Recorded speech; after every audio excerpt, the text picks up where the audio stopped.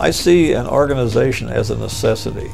If you want to get things done, you work together as a group of people with common interests. You don't have to believe alike or accept all the same things, but you have a common general interest, UFOs. And if you try to go it alone, you can have fun. You can find things on the internet. You can occasionally talk to somebody, but you're not going to answer the mystery.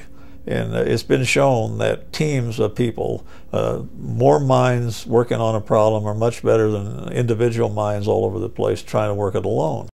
I became interested in UFOs in the mid-1960s. That seemed like a long time ago now, but I was a young engineer working at McDonnell Douglas on the Gemini program. And my responsibility was the equipment for the life support system. So during the missions, of course, I monitored the performance and also listened to the astronaut chatter and all. And when the first Gemini was launched, it was unmanned. And as it came around the Earth the first time, radar picked up two things with it. And of course, we, the builders of the vehicle, thought maybe it had broken up at launch. And that was a real panic, because if it had, Gemini would have been done for. It turned out, though, in the second orbit, the two things weren't there anymore. So it was just kind of a discussion item that got everybody's attention, and I thought no more about it for many months. And then when the Gemini 4 flew with astronauts McDivitt and White, while they were sailing around up there, Jim McDivitt called Capcom and he said, there's something up here. And I listened to that and I thought, oh, that's really weird. And Capcom didn't respond to him. And he went on doing his other work, of course. And then after several minutes, Capcom came back and said, is there anything still there? Or something of that effect. And he said he'd take a picture, and he did. Later, after he landed, he went to see the picture, and it turned out the picture he was shown, he said, didn't look like what he took the picture of, which was kind of bizarre. Now, some people tried to say, well, it was a booster. You know, but he was smart enough. You know, this is a general in the Air Force, as a NASA astronaut, smart guy, good pilot, good observer, knows what he's seeing. He said, oh, I checked in with that, and the booster was 6,000 miles away. It's not in my line of visibility. And that was kind of the end of it. But I kind of stewed over that. We were working 7 days a week to get these craft up there. And something's just sailing around up there. I got to figure out what that is, because we ought to be able to do that. And soon after that, there was an airline case out of Missouri where the FAA asked the airline pilot to move change his direction of flight and alter, instead of going straight to Kansas City, to go up past Kirksville, Missouri, and then over to Kansas City, because there was something over Kirksville. So I got involved in that case. And then I found this pilot, I still remember his name even, it was Captain Don Lochner. And he was such a good pilot and such a good observer that he could describe everything that was going on. I said, God, I got an astronaut and now I got a pilot, and they're both telling me something unusual is up there. This is really neat. I eventually went with the pilot on CBS television in St. Louis, and he told his story there, the two of us together. And so I was quickly getting my feet wet with UFO information that was highly credible, with excellent witnesses.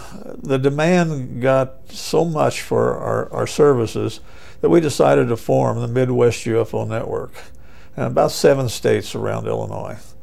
And we held a picnic in my backyard and invited people we knew that had an interest in this from all these different areas, and concluded we would have an organization. And so we elected Dr. Alan Utke, a professor out of Wisconsin, as the first director of MUFON. And he stayed with it about a year and then found out it was just too much work on top of his professorship. And Walt was really the stimulator of making it happen, so we elected Walt, the international director, at that point. And we didn't call him international then, but within 2 years we had people from all over the world wanting to join. So we changed it from Midwest UFO Network to Mutual UFO Network, and it's still MUFON. And we've gone from there. We went from like 15 or 20 people organization. At one point we got up to about 6,000 members. So you need to be able to work together, set some standards, and that's what organizations do. MUFON sets standards for ethics and how to handle things, how to treat people. It set standards by having a mission and having goals and having strategies to meet those goals. And that focuses your work. You're not just dancing all over the map. You're actually focusing on what you're going to do, and you're picking up then people that have the skills to do that, which in an organization you can provide the whole range of skills. Right now, MUFON has roughly 350 consultants and research specialists. Consultants are generally PhDs, MDs, and the like.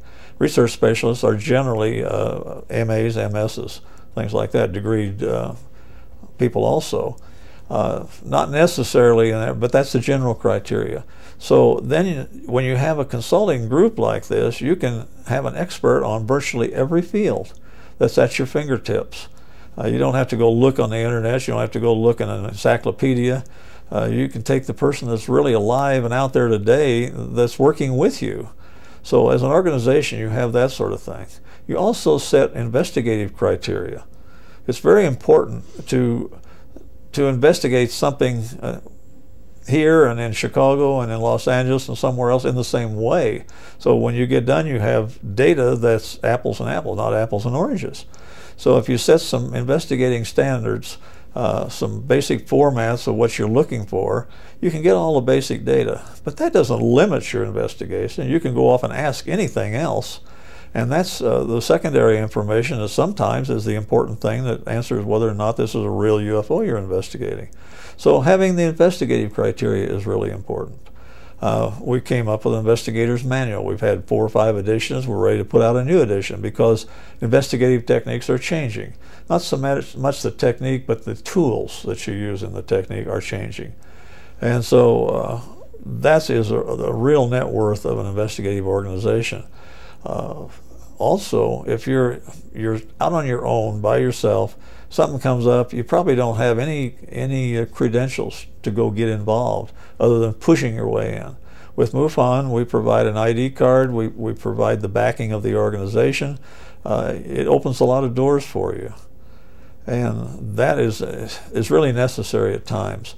I've gone into police departments and asked for help, and with the MUFON credentials, and they jump right over and help. I've had other people say, well, I called the police and they told me I was nuts. You know, I said, well, yeah, but how did you approach them?